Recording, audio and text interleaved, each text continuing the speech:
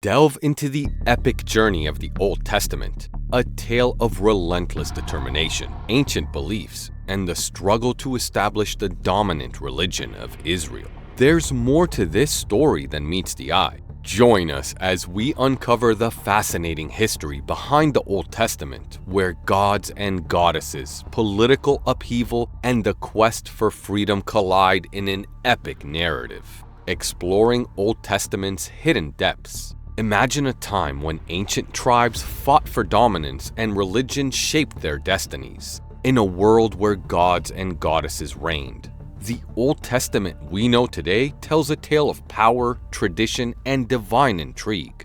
But did you know that the story behind the Hebrew Christian faith and its beliefs is far more complex than you might think? Join us as we unravel the secrets of the Old Testament and explore the fascinating history of a people determined to establish their faith. The Old Testament depicts the journey of a determined group that fought against all odds to establish the dominant religion of Israel, along with the military accomplishments of the Hebrews, Israelites. However, the story is not that of a unified nation devoted to the god Jehovah. In their opinion, Jehovah was a male deity, which created several severe and manifold problems. On the contemporary stage, it was a well-known fact that the creation of life must originate from both male and female sources. Other religions, such as those in Egypt, Mesopotamia, or elsewhere, had deities of both sexes.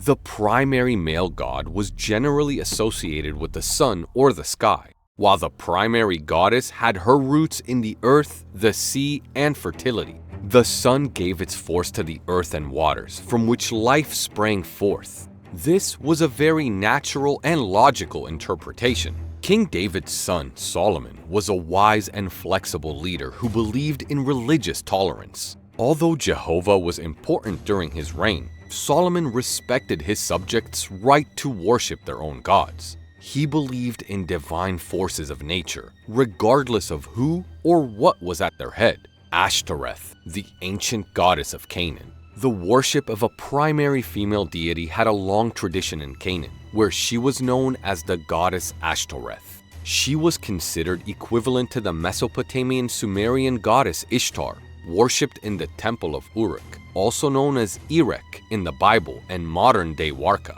In the neighboring regions of Syria and Phoenicia, the same deity was known as Astoreth, according to the ancient Greeks. The Holy of Holies, also known as the Inner Sanctuary, in Solomon's temple was believed to represent the womb of Ashtoreth, also referred to as Asherah multiple times in the Old Testament.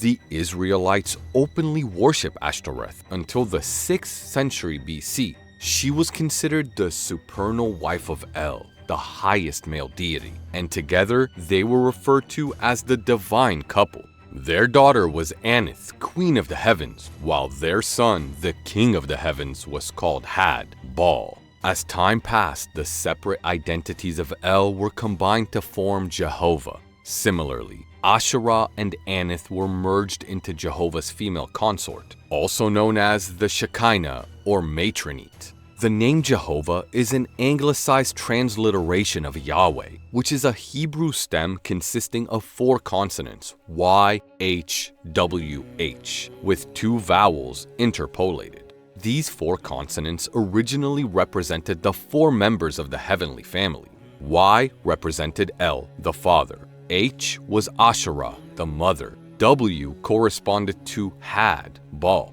the son. And H was the daughter, Aneth. God's mysterious bride, the matronite, was his sister, following the royal traditions of the time and region.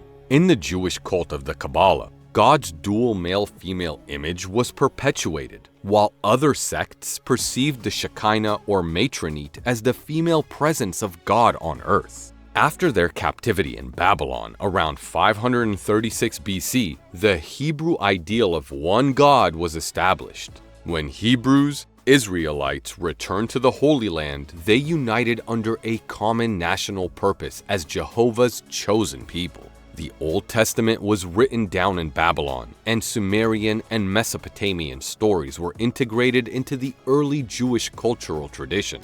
Alternative versions of the Adam and Eve story exist in the Greek, Syrian, Egyptian, Sumerian, and Abyssinian cultures. Silent centuries, Torah to New Testament. The Jewish Torah, or law, was formed by combining the first 5 books of Moses after the Israelites returned to Jerusalem. The books of the prophets stabilized Jewish heritage over time by reinforcing Jehovah's promise of a coming Messiah. Although the prophecy ensured the rebuilding of Solomon's temple and the wall of Jerusalem, no messianic savior appeared. The Old Testament ends at this point in the 4th century BC. More than 300 years later, a new chapter of sovereign history began when Jesus of Nazareth, the de jure king of Jerusalem and a revolutionary heir of Judah, stepped boldly into the public domain. The New Testament picks up the story again in the final years before Christ's birth. However, it's crucial to note that the intervening period was of immense significance, as it set the political scene into which the awaited Messiah was to make his entrance.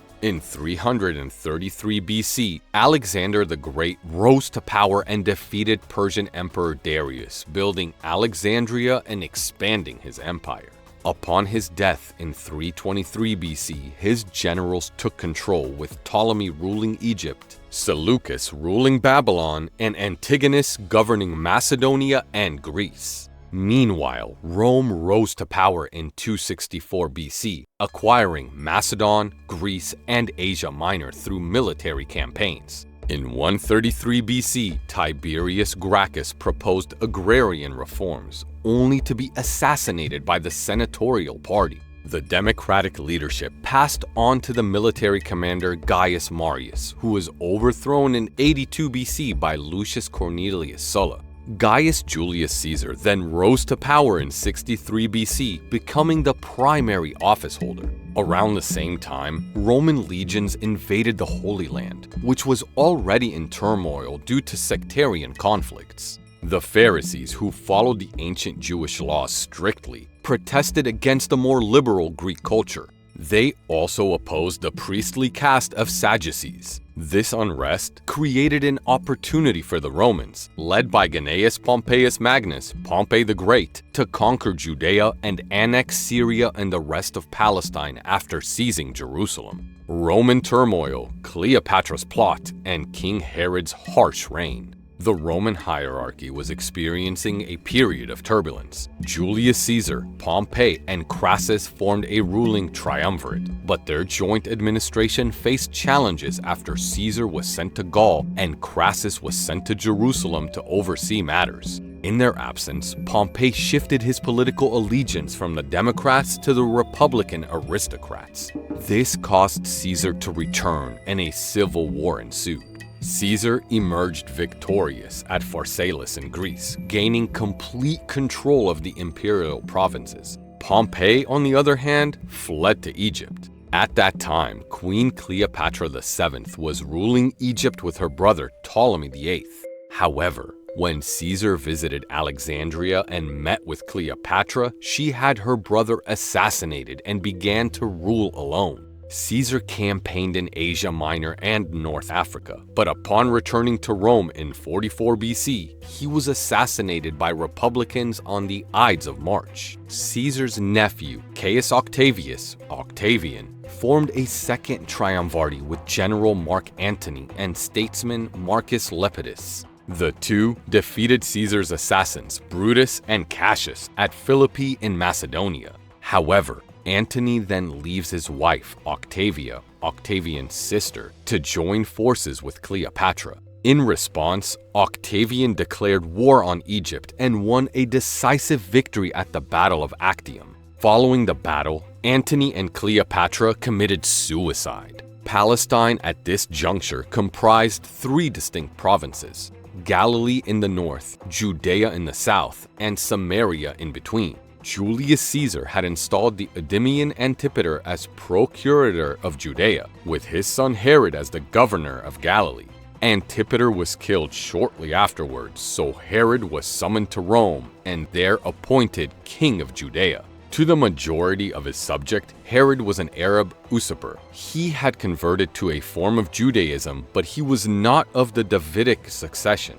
In practice, Herod's authority was confined to Galilee. Judea was governed by the Roman procurator at Caesarea. Between the two of them, the regime was harsh in the extreme, and more than 3,000 summary crucifixions were carried out to coerce the population into submission. Prohibitive taxes were levied, torture was commonplace, and the Jewish suicide rate leaped alarmingly. This was the brutal environment into which Jesus was born. A climate of oppression controlled by a puppet monarchy backed by a highly organized military occupational force. The Jews were desperate for their long-awaited Messiah, anointed one, from the Hebrew mesak, to anoint. But there was no thought of this Messiah being divine. What the people wanted was a forceful liberator to secure their freedom from the Roman overlords. Among the famous Dead Sea Scrolls, the text known as the War Rule sets out a strategy for the ultimate battle, naming the Messiah as the supreme military commander of Israel. And so, the Old Testament takes us on a remarkable journey through the trials and tribulations of ancient Israel, revealing the complex tapestry of beliefs and events that shaped their world. We can't help to wonder, is there more to the story after Jesus comes into the picture? Until next time.